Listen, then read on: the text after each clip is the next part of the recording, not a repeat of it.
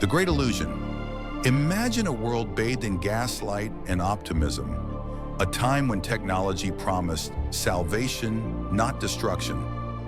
It was the summer of 1914, the peak of what the wealthy, powerful nations of Europe considered the Great Peace. Young men dreamed of adventure, not annihilation. They believed in progress. They believed in a future where war was an ancient, obsolete nightmare. But beneath the polished veneer of empires, the British, the German, the Austro-Hungarian, lay a lethal entanglement of pride, fear, and secret treaties. It was a powder keg waiting for the slightest spark. The shot heard around the world. On June 28, 1914, in a dusty little city called Sarajevo, that spark ignited. A Serbian nationalist pulled a trigger. But that single fatal shot did more than kill an archduke.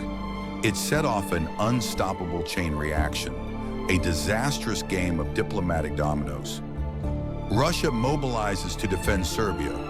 Germany declares war on Russia, France on Germany, Britain on Germany. In a matter of weeks, every major power in Europe was locked in a spiral toward destruction. The streets that were full of laughter were now filled with cheering crowds.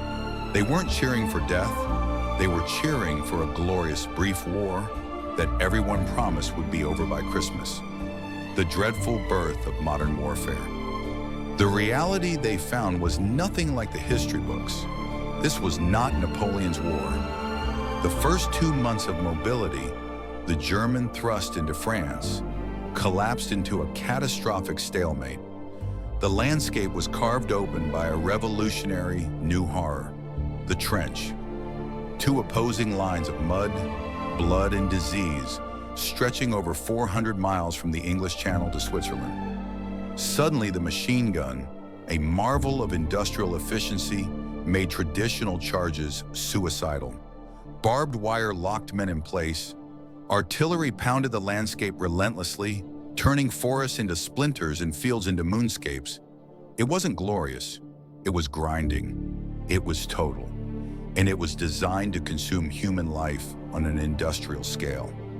Life and death in the mud. For the men on the Western Front, life became an agonizing monotony of filth and terror. Rain and mud were as lethal as the enemy. Disease spread faster than orders. The new weapon that haunted their nightmares wasn't a rifle, it was gas. Chlorine and mustard. An invisible, agonizing death that made a mockery of every rule of warfare. When they did attack, when they went over the top, it was a gamble of 10,000 lives for 50 yards of shell-torn earth. This war didn't just kill the body, it shattered the mind, giving rise to the haunting condition we now know as shell shock. The global reach and the lost generation. But the Great War was more than the Western Front.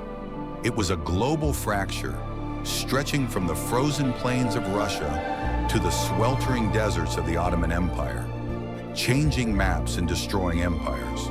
By the time the guns finally fell silent on November 11, 1918, the world was fundamentally, irrevocably changed.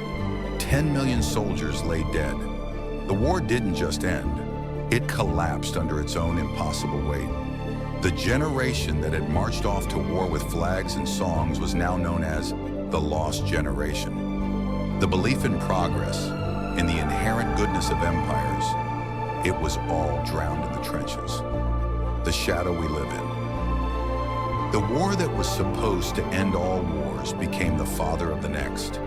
It taught us that technology can perfect brutality. It redrew borders, birthed new ideologies, and left behind a deep, festering wound in the European soul. The world we inhabit today, its politics, its fears, its conflicts, is a direct echo of the trauma that began with one moment of naive hope, followed by 4 years of industrialized carnage. The Great Illusion was shattered. The world was born again, but it was a world that had lost its innocence forever.